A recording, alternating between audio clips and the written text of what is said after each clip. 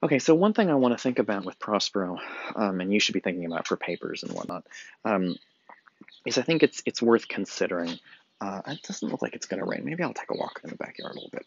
Um, One thing worth thinking about with Prospero here is that he got addicted to books, and he neglected the sort of responsibility. He had responsibilities to the world. He was supposed to govern and take care of people in Italy. He didn't do it. He retreated into books and learning because he wanted to learn secrets. Um, but also, the secrets that he learned were spellcasting. But it's worth pointing out that Prospero's powers are mostly illusions. He is able to do some other things like freeze you in place. He can like sort of paralyze you and hold you in the air. But most of Prospero's powers are illusions. Um, like, for example, we've already seen one where he made it seem like the ship was sinking, but it really wasn't, and actually everybody's fine. But he made it look to Miranda like they were sinking, and it also seemed to those people on the ship they thought they were going to die. But it's an illusion. So you might think about it's a little bit like Doctor Strange. Doctor Strange has a lot of illusion kind of things. By the way, paper 4 would be real interested in a paper on Doctor Strange and Prospero. Um, so Prospero deals in illusions. One thing I want you to think about for this place is a totally other metaphor that I think would be fun to think about to write papers on. Um, is think about Prospero. Prospero is more interested in books. He neglects worldly ends because he gets too interested in books, in illusions, in stories, and in philosophy and thought and scholarship.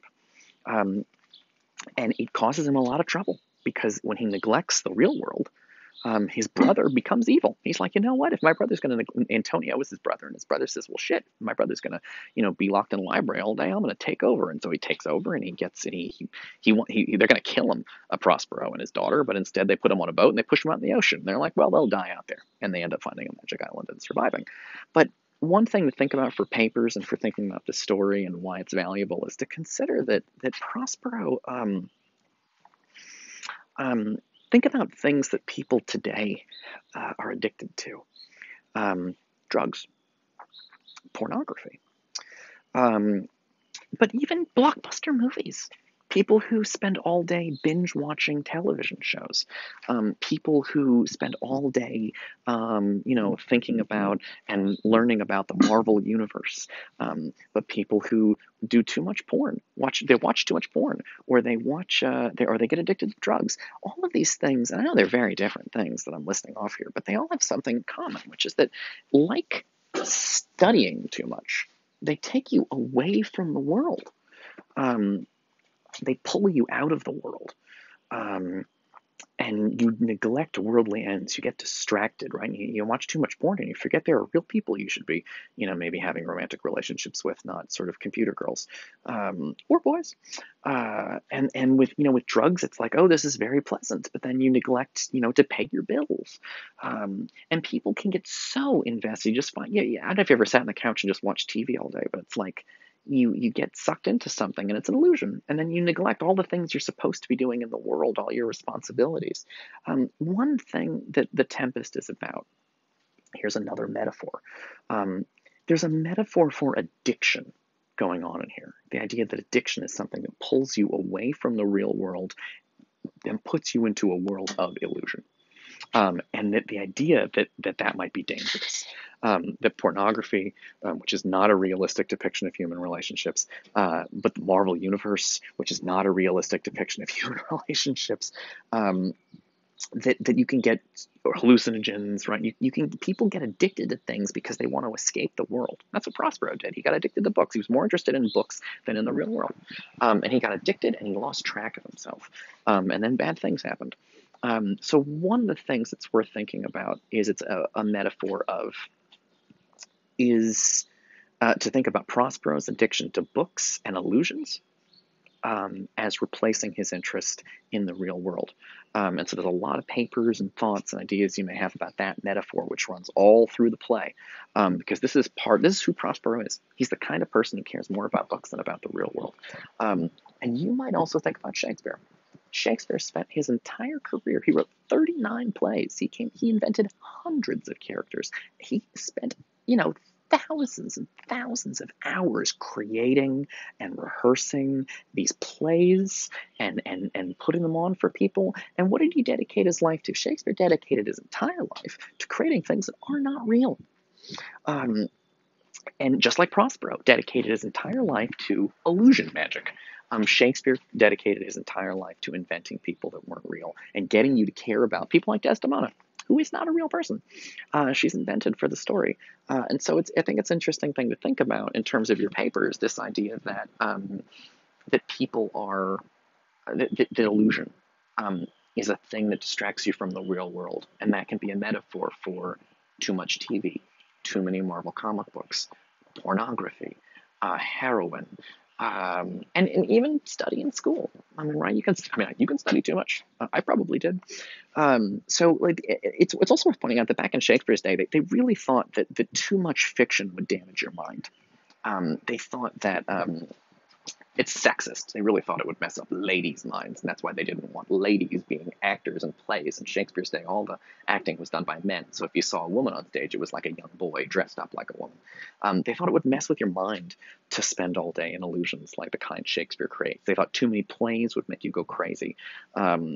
Because again, think about it. What is schizophrenia? It's when you see things that aren't there. It's when you talk to people that aren't real. Well, what's a play? It's when you see things that aren't real and you have conversations about characters in a play. Those people aren't real. So they really thought there was a link between mental illness. They thought there was a link between mental illness and fiction, because does your mind have the ability to understand what is illusion and what is real?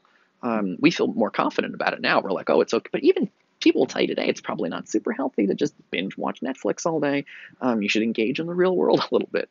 And so it's worth thinking about it as a story about addiction and as a story about neglecting worldly ends because of very enjoyable illusions. And what Prospero does is what Shakespeare does. Hey, ready? Okay, I'll come in just like 2 minutes and wrapping this up. So it's worth thinking about that. By the way, to kind of end this, I'm going to tell you a joke from one of my favorite sitcoms. It's one of my favorite sitcom jokes. It's from Malcolm in the Middle. There's a great moment in the show where Dewey is this little kid and he needs a babysitter. And his babysitter's this really old lady. It's Bea Arthur, who was famous from the Golden Girls. That's before your time, but the Golden Girls is the fucking best. But Bea Arthur is this ancient old lady, and she's babysitting this little kid. And there's this great moment where the whole time she's babysitting the kid, every time the kid frustrates her, she says, "Oh, Harold, what am I going to do with this kid? Harold, this kid is driving me crazy." So finally, the old lady and the little kid she's babysitting become friends. And they're sitting together, eating milk and cookies at the table or whatever in a tent. And he says to her, "Can I ask you, you keep talking to Harold." He says, "Who's Harold?" And she says, "Well, Harold is my husband. And he was my husband for 60 years. And I loved him, and he died. And I feel like he's always with me. I feel like he's always with me, and I feel like when I need somebody to talk to, Harold will listen to me. And I feel like even though he's dead, I can still talk to him because he lives. He's always with me. And Dewey says, "Well, that's sweet." And he says, "You know what? Let's leave a cookie out for Harold." And he pushes a cookie in front of this chair, and the old lady says, "He's not over there. He's over there." It's a great joke because if you think that your dead husband is always with you and you feel like you can talk to him, that's sweet. But if you feel like your dead husband is in a specific chair in the room, you're fucking crazy. Notice that what's the difference? Why is one of those crazy, but one of them is normal, right? If somebody says, "Oh, my dead husband, I always feel like he's with me at all times," and that's like a sweet, sane, normal thing to think. But if you think your dead husband is sitting in that chair, but not that one, now you're fucking nuts. I point this out to you to tell you that even though we feel confident about what kind of people are crazy and what kind of people are not crazy, it's really not that easy to tell. And that Shakespeare was worried about this. He thought that investing too much in fiction they thought there was a link between schizophrenia and hallucinations and seeing too many plays, investing emotionally in people that aren't real, in people that aren't there. Okay.